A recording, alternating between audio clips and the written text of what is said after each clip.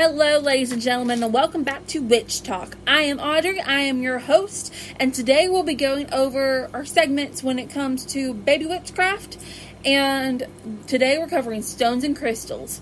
So, welcome back, ladies and gentlemen. A couple quick announcements. We have changed our logo again.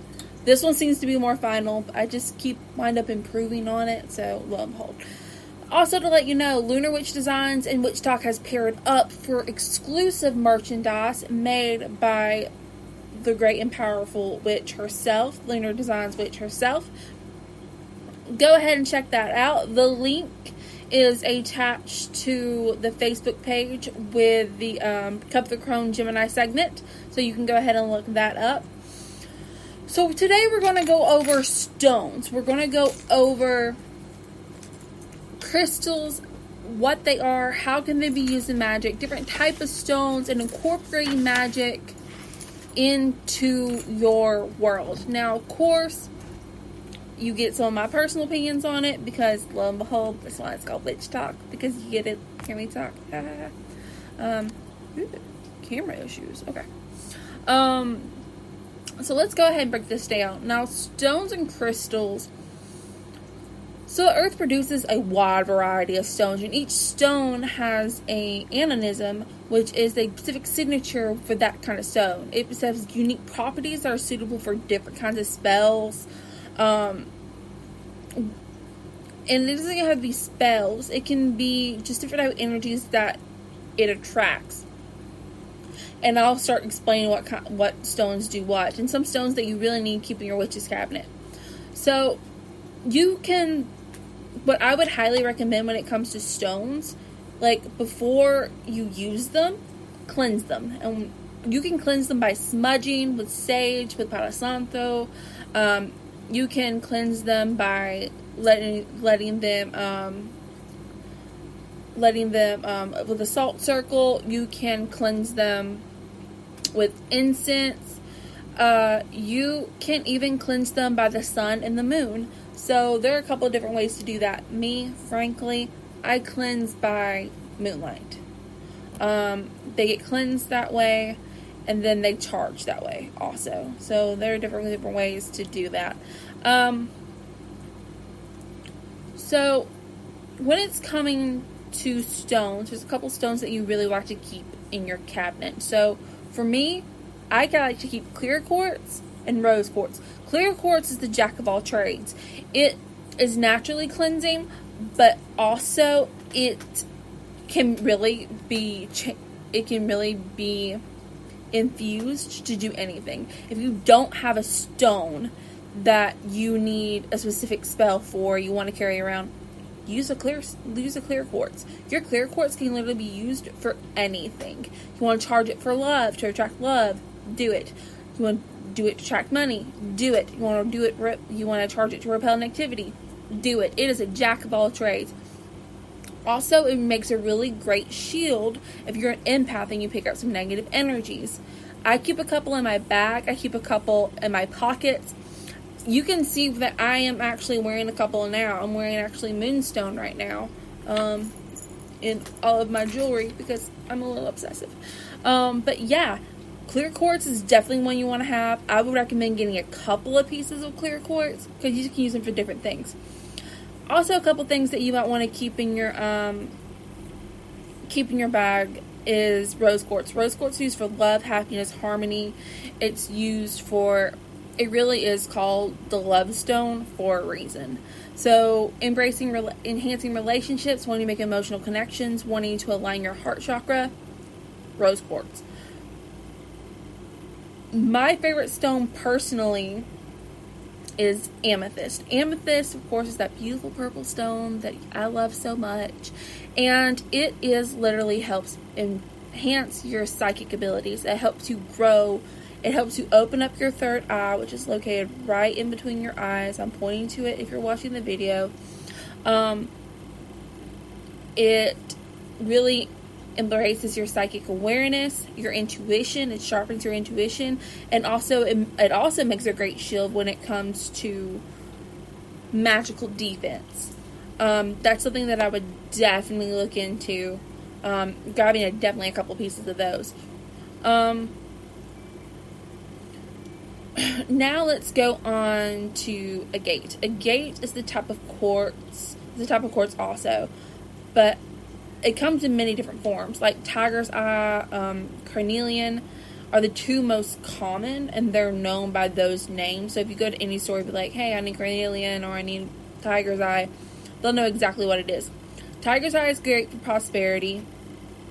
When it comes to,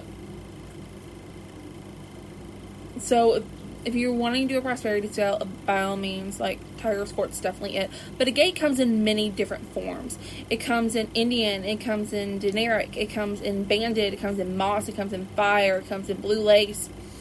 And blue lace is mental balance. So if you're not feeling balanced as late, grab a handful of blue lace and throw it under your pillowcase. There's fire agate, and that is passion, sexuality. Moss is cleansing and purification. Banded is healing. And dendritic, I always seem to mess up on that word, is great for travel. So when I will be moving in a couple of weeks, I'll be traveling with some dendritic, if I pronounce that correctly at all. Another great stone that I really love to have in my repertoire is lapis lazuli. Lapis lazuli is it's a really beautiful, it's a blue stone, but it has a variety of different colors in the blue stone. It's best for healing and psychic knowledge. It was actually prized in ancient Egypt, where it was considered a holy gem, and the Romans believed that it was an aphrodisiac. And then on top of that, Renaissance painters ground it into a brilliant blue paint. So if you wish to use to improve your meditation, your scrying, stare into this polished stone or keep it on you. Definitely. Lapis lazuli is expensive, but it definitely packs the punch. Onyx is a black stone. You'll see it in a lot of like Egyptian artifacts. It repels negativity. It is connected to your root chakra, and it's for protection, but mostly it's for psychic protection. So if you are an empath, get onyx. Get onyx and keep it on you. So, just warning you ahead of time. There are different ways you can incorporate stones. You can incorporate stones, whether it's by wearing them. You can dress stones with like magical oil during a spell and carry them around you. You can put them in your pocket. You can use them as divination scrying tools. You can add stones to your altar. I have multiple stones added to my altar personally, and one day I will show you guys. And then stones can be used in necklaces. They can put in charm bags. You can give them to people. If you need protection, like totem, you can actually put it in your car. A stone really is a walking spell. It can be used for anything. You just have to be careful to recharge it. So keep that in mind. So topaz comes in many, many colors. But generally it comes in a kind of goldish color, kind of like a goldish or off orange color. And it has to do with warmth and abundance. It's also connected to Scorpio. Then you can go, and then there is a blue topaz that is for contentment and peace. So that's one that I like to really keep on me.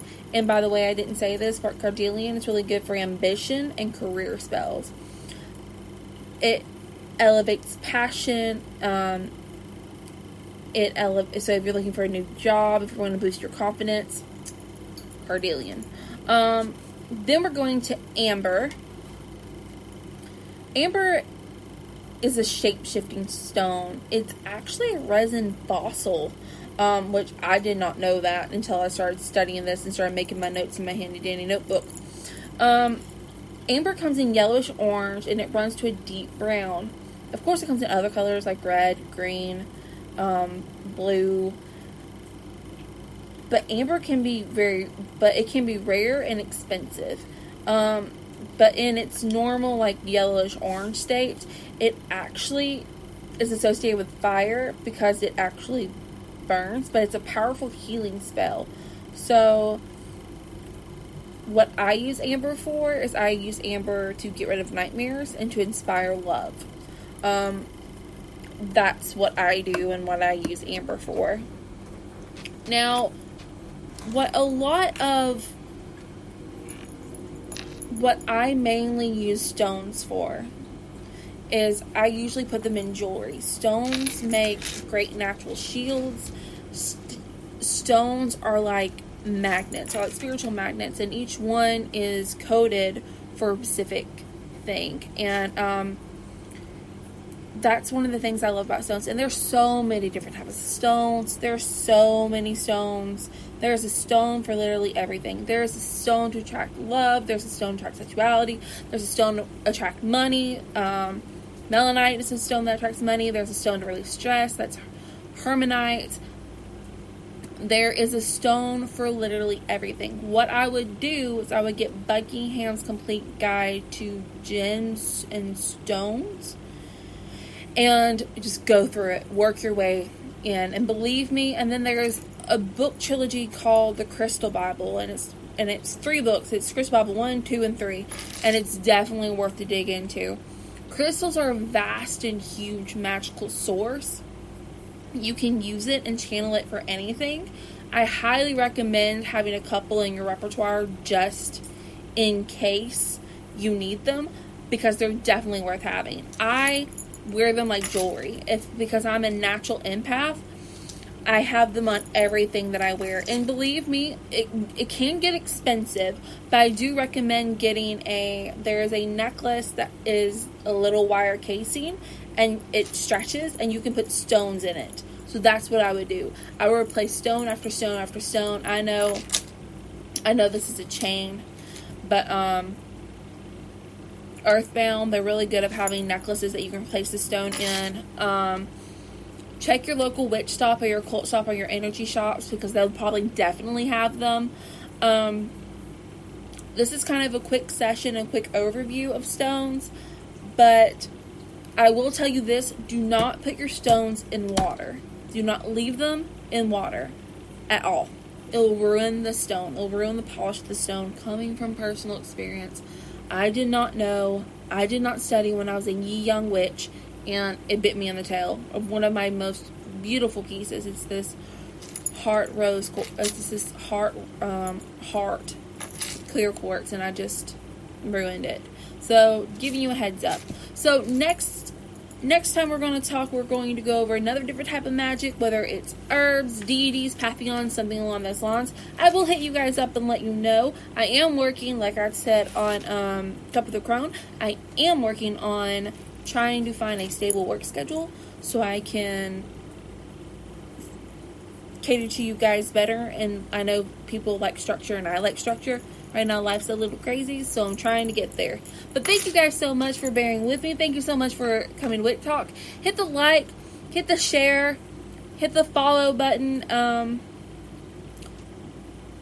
Don't forget to subscribe if you're on YouTube or one of the many channels. By the way, just to let you know, Witch Talk is now on iHeartRadio. I'm very excited about that. That's very wonderful. I'm very excited. Thank you guys for so much support and love. We appreciate you.